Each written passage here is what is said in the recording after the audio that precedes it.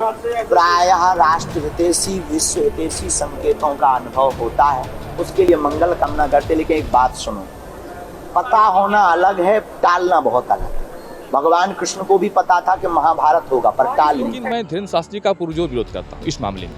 वो बाबा का मैं नेता ज़्यादा है, हजारों लोगों की भीड़ जुटा करके अरबों रुपया चंदा क्यों जुटवा रहे हैं? पहले खुद का भीड़ दुख हर लीजिए। बालाजी महाराज से कहिए कि श्री कृष्ण जी को पता था कि महाभारत होने वाला है, लेकिन उसमें कौरवों का नाश था, ना कि पांडवों का नाश था। कौरव दुराचारी थे, गलत रास्ते पर चल रहे थे, अन्याय का। न इनसे हिंदू से मतलब है, न मुसलमान से मतलब है। ये चाहते हैं कि दो लोग लड़ते रहेंगे तो हमारी कुर्सी की लोगों के मन को शक्ति को पढ़ लेना। हमने तो देखा है कि लोगों को डराते धमकाते भी हैं, तुम्हारी ठठरी बांध देंगे, तुम्हारा पोल खोल देंगे। भैया संत कैसे हो सकते? संत ने कभी गुस्सा किया? आपने कभी देखा कि संत ने गुस्सा किया? संत गुस्सा नहीं कर सकता, संत को क्रोध नहीं आ सकता। अगर संत को क्रोध आता है तो संत नहीं है, ज्ञान नहीं है। बालाजी महाराज के नाम पे अपना धंधा चला रहे हैं।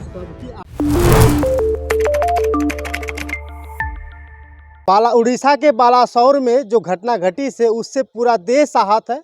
कहीं न कहीं हर लोग सोच रहे हैं कि आखिर ये कैसे हो गया। बहुत सारे मामले आपको देखने को मिले होंगे। कभी स्टेशन मास्टर को दोषी बताया जाता है, तो कभी ड्राइवरों को दोषी बताया जाता है, तो कभी कभी तो लोग सरकार को भी जिम्मेदार ठहरा देते हैं। लेकिन इसी बीच में हिंदू राष्ट्र बनाने वाले एक ऐसे व्यक्ति धीरेन्द्र कृष्ण शास्त्री, जो हनुमान जी के बहुत ही प्यारे भक्त हैं, उन्होंने कह दिया कि ऐसी घटनाएं जब होती है तो मुझे सबसे पहले आभास हो जाता है। यानी आभास तो हो जाता है, लेकिन सवाल सारे नागरिक पूछते हैं, देश के नागरिक पूछना शुरू कर देते हैं कि अगर आपको आभास होता है तो आप क्यों नहीं देश के किसी नागरिक को या किसी भी सरकार को आप बता देते। लेकिन हमारे साथ मौजूद एक ऐसे शख्स हैं जो समाज सेवी हैं, जनता की बात करते हैं, लोगों की बात करते हैं, देश के प्रत्येक नागरिकों की बात करते हैं। सबसे जानना चाहूँगा कि हिंदू राष्ट्र बनाने से क्या आपको खुशी मिलेगी या नहीं? देखिए, हिंदू राष्ट्र बनाने का जो लोगों का एजेंडा है, यह समाज हित में नहीं है, यह जनहित में नहीं है। यह देश जो है सोने की चिड़िया कहा जाता था। यहाँ इस देश का नाम पुराना आर्यावर्त, हिंदुस्तान, भारतवर्ष, तमाम पुराने नाम है। तो जब आप हिंदू राष्ट्र बनाने की बात करते हैं, पहले आप हिंदुओं को इकट्ठा तो कर लीजिए। 300 जातियां हैं हिंदुओं में, जिसमें क्षत्रिय, ब्राह्मण, वैश्य, शूद्र, तमाम शूद्रों में भी तमाम जातियां हैं, जनजातियां हैं। तो आप जब हिंदू राष्ट्र बनाने की बात करते हैं, जय श्री राम का उद्घोष लगाते हैं, गाड़ी पे महाकाल लिखते हैं, ठीक है, या समझ में आता है कि लेकिन आपको जब अपने पड़ोसी, वो भी तो हिंदू है, आपका पड़ोसी अगर क्षुद्र है, वैश्य है, ब्राह्मण है, तो उसकी आप सहायता नहीं कर सकते। आप उसको तब इकट्ठा करते हैं जब आपको अपनी राजनीतिक रोटियां सेकनी होती हैं, आपको चर्चित होना होता है। लेकिन अगर उसके घर में रोटी नहीं पक रही है तो आपको नहीं पता चलता कि उसके घर में रोटी पकी कि नहीं पकी, तब वो हिंदू नहीं है। उसके लिए आप जागिए पहले कि आप सभी हिंदुओं को एक करिए, उनके दुख सुख में जाइए, उनके ऊपर क्या बीत रही है, समाज में उनको कैसे जीने के लिए मजबूर किया जा रहा है, कितने लाचार हैं, बेबस हैं, परेशान हैं, गरीब मजलूम हैं, उनके लिए आपने क्या किया। जैसे तमाम अभी एक बाबा हैं धीरेन्द्र शास्त्री जी, जहाँ जाते हैं उनका भाषण चलने लगता है। वो बाबा कम है, नेता ज़्यादा हैं, उनका भाषण चलता है कि हम हिंदू राष्ट्र बनाएंगे, जय श्री राम बोलो। भाई जय श्री राम हनुमान जी ने तब बोला था जब किसी पे आक्रमण करना था। जय श्री राम का जो उद्घोष होता है सिर्फ हनुमान जी से शुरू हुआ था, और श्री हनुमान जी ने उसको तभी बोला था जब कहीं न कहीं आक्रमण करना था या कहीं न कहीं बल का प्रयोग करना था। तो क्या आप बल का प्रयोग कर रहे हैं लोगों पे? भाई सबसे अच्छा उद्घोष तो यह है कि आप हे राम बोलिए, राम राम बोलिए, इससे अच्छा उद्घोष क्या हो सकता है। लेकिन आप भाषण देते हैं कि हिंदू राष्ट्र बना देंगे, एक हो जाओ, ठठरी बांध देंगे, तुम्हारा पोल खोल देंगे। यह एक ढोंग हो सकता है। मैं बालाजी का विरोधी नहीं हूँ, मैं हनुमान जी का भक्त हूँ, मैं उनका व्रत रहता हूँ, लेकिन मैं धीरेन्द्र शास्त्री का पुरजोर विरोध करता हूँ इस मामले में। अच्छा, बात कैसे समझ में आती है कि जब आप भी हनुमान जी के भक्त हैं, आप हिंदू राष्ट्र से बनाने से खुश नहीं हैं, वो क्यों खुश हैं? भाई देखिए, हिंदू राष्ट्र कैसे बन सकता है? हमारे देश में तमाम प्रकार के लोग हैं, तमाम जातियाँ हैं, हम यहाँ अखंडता में एकता की बात की जाती है।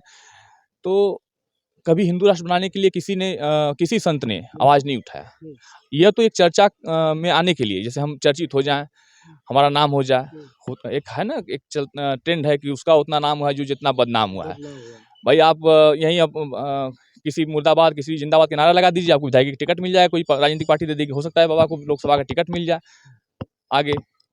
तो उनका ये ट्रेंड जो है समाज के लिए दुखदायक है, पीड़ादायक है। समाज जब बढ़ जाएगा, परिवार जब बढ़ जाएगा, इस देश में जितने भी हिंदू, मुसलमान, सिख, ईसाई, जैन, बुद्ध जितने भी लोग हैं, ये परिवार है।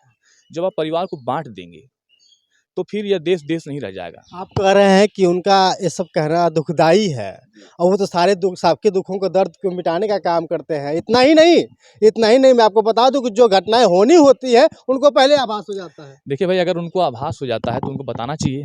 मैंने उनका न्यूज़ चैनल पे देख रहा था कि उन्होंने कहा कि जो बालासुर की घटना घटी, हमको आभास था, हमको पता था, लेकिन आभास होना, महसूस करना और किसी चीज़ को टाल देना गलत है। दोनों अलग-अलग बात है। कृष्ण जी ने महाभारत को पता था, कृष्ण जी को कि महाभारत होने वाली, फिर भी उन्होंने टाला नहीं। तो उनको मैं बता दूँ, ये संदेश मेरा उनके आपके माध्यम से है कि श्री कृष्ण जी को पता था कि महाभारत होने वाला है, लेकिन उसमें कौरवों का नाश था, ना कि पांडवों का नाश था। कौरव दुराचारी थे, गलत रास्ते पे चल रहे थे, अन्याय कर रहे थे। तो श्री कृष्ण जी को पता था कि जब तक हम नहीं चाहेंगे, पांडव नहीं चाहेंगे, तब तक कौरवों का नाश नहीं होगा। तो उन्होंने पांडवों का सारथी बना श्री कृष्ण जी ने, और कौरवों का नाश किया। क्या जो 300 मर गए, 500 मर गए, क्या वो कौरव थे उनकी नज़र में? जब इनको पता था तो बताना चाहिए, सरकार को बताना चाहिए, किसी भी सूत्र को बताना चाहिए था कि भाई ऐसी घटना घटने वाली, बता दें। तो क्या ये इसलिए टाल दिए कि जो 300-500 मरे, 1000-2000 घायल हुए, क्या वो कौरव थे उनकी नज़र में? तो हमें लगता है कि उनकी नज़र में यही था। ये सब अशोभनीय बातें हैं, उनको कुछ ज्ञान नहीं है। बालाजी महाराज के नाम पे अपना धंधा चला रहे हैं। सबकी आप भी अगर आप जाएंगे उनके पास, अगर आप भी जाते हैं अर्जी लेकर के, तो आपकी अर्जी लगेगी तो आपका सारा बायोडाटा इतना तक भविष्य की भी बातें बता देते हैं, और आप कह रहे हैं कि वो सब ढोंग है। देखिए, एक ट्रेंड है, अभी बीच में सभी राष्ट्रीय मीडिया, अंतर्राष्ट्रीय मीडिया में भी चला था, मैंने देखा था कि एक ट्रेंड है। जैसे जादूगर, अभी आप यहीं खड़े हैं, जादूगर अभी आपको मुर्गा बना सकता है, आपको कबूतर बना सकता है। तो ये एक ट्रेंड है, एक मन को पढ़ने की एक होती है, तार्किक शक्ति होती है, जिसे वो पढ़ लेते हैं या कुछ लोगों को गुमराह कर देते हैं। लेकिन ऐसा कुछ नहीं है कि जिस प्रकार से किसी का दुख हर लें, या खुद का दुख काहे नहीं हर लेते। जिसे इतनी क्षमता है तो आज लाखों हजारों लोगों की भीड़ जुटा करके अरबों रुपया चंदा क्यों जुटवा रहे हैं? पहले खुद का दुख हर लीजिए। बालाजी महाराज से कहिए कि भैया हमको इतना शक्ति दीजिए कि हम स्वयं से अपना जी लें, खा लें, स्वयं से जी लें, खा लें।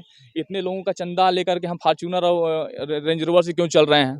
हाँ, वो संत नहीं हो सकते। संतों को आपने देखा होगा, संत दयानंद सरस्वती थे, विवेकानंद थे, परमहंस थे, हाँ, तमाम संत थे आपके देश में जिन्होंने देश के लिए मतलब घर त्याग दिया। गौतम बुद्ध को आप जानते हैं, हाँ, राजा परिवार के घर त्याग दिए, मतलब उन्होंने एक समाज की रचना की, समाज की संरचना की।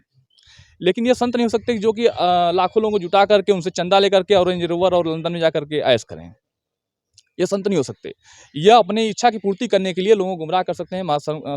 किसी बालाजी महाराज के नाम पे, हनुमान जी के नाम पे, किसी महापुरुष के नाम पे उनको भ्रमित कर सकते हैं। मतलब कह लिया जाए कि किसी भगवान का नाम लेकर के सिर्फ और सिर्फ जनता को ठगने का काम करते हैं और उनसे पैसा ऐंठने का काम कर लेते हैं, यही कहना है आपका? तो ये एक बात है कि फिर जान कैसे लेते हैं लोगों की बातें? वही जादूगर की जैसे जान लेता है, बस वही, बस जादूगर जैसे। यानी मान लीजिए कि बाबा जी जादूगर भी है। बिल्कुल जादूगर है ही। उनके अंदर एक क्षमता है कि लोगों की मन को, शक्ति को पढ़ लेना। हमने तो देखा है कि लोगों को डराते धमकाते भी हैं, तुम्हारी ठठरी बांध देंगे, तुम्हारा पोल खोल देंगे। भैया संत कैसे हो सके? संत ने कभी गुस्सा किया? आपने कभी देखा किस संत ने गुस्सा किया? संत गुस्सा नहीं कर सकता, संत को क्रोध नहीं आ सकता। अगर संत को क्रोध आता है तो संत नहीं है। और बाबा जी को मैं बता दूं, अगर कहते हैं कि हमको क्या जरूरत है, हम आए चले जाएंगे, जैसे मोदी जी कहते थे कि हम झोला लेके चले जाएंगे, तो ऐसे बाबा भी कहते हैं कि हमारा क्या लोगे, हम तो आए हैं, नहीं बनेगा हम तो चले जाएंगे। अरे भाई तुम कहाँ चले जाओगे? अगर आपको जनता की, समाज की इतनी चिंता है तो मैं आपके चैनल के माध्यम बताना चाहता हूँ, उनको कहना चाहता हूँ, ये संदेश मेरा है कि कल से बाबा जी कहीं भी आप कथा का करिए, आयोजन करिए, तो वहाँ कह दीजिए लोगों से कि ईश्वर सबके विराजमान है। यह हमारी किताबों में पढ़ाया गया है। श्री रामचंद्र जी ने कहा, हनुमान जी ने कहा, श्री कृष्ण ने कहा, सबने कहा, जितने संत पुरुष हुए सबने कहा कि ईश्वर सब में विराजमान है, हर जीव हर प्राणी में है। तो आप वहीं से अपने मंच से कल घोषणा कीजिए कि जितने भी लोग मेरे यहाँ आते हैं, मेरे भक्त हैं, ईश्वर सब में है, और जा करके अपने पास पड़ोस जितने भी हिंदू हैं, कमज़ोर हैं, बेबस हैं, लाचार, परेशान, गरीब, मजलूम हैं, उनकी सेवा कीजिए, ना कि मेरे दरबार में आके लाखों करोड़ों का चढ़ावा चढ़ाइए, तब जाके कल्याण होगा। इनका टारगेट किसी को नहीं है, नहीं मुस्लिम को टारगेट करते हैं, न हिंदू को टारगेट करते हैं। ये टारगेट करते हैं अपनी कुर्सी को, कि हमारी कुर्सी कैसे चलेगी, हम चर्चा में कैसे रहेंगे। न इनसे हिंदू से मतलब है, न मुसलमान से मतलब है।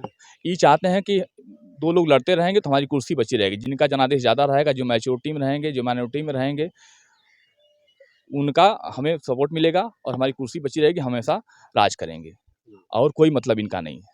चलिए, बहुत बहुत धन्यवाद। हमारे साथ मौजूद थे मनोज सिंह जी। मनोज सिंह जी के विचार कैसे लगे हैं कमेंट के जरूर बताइएगा। फिलहाल उन्होंने कहा है कि बाबा बागेश्वर धाम कोई संत नहीं हो सकते, ये तो जादूगर है, कह लिया जाए तो गुमराह करने वाले वो मशीन है जो जनता से पैसा हटने का काम करते हैं। बहुत बहुत धन्यवाद, शुक्रिया।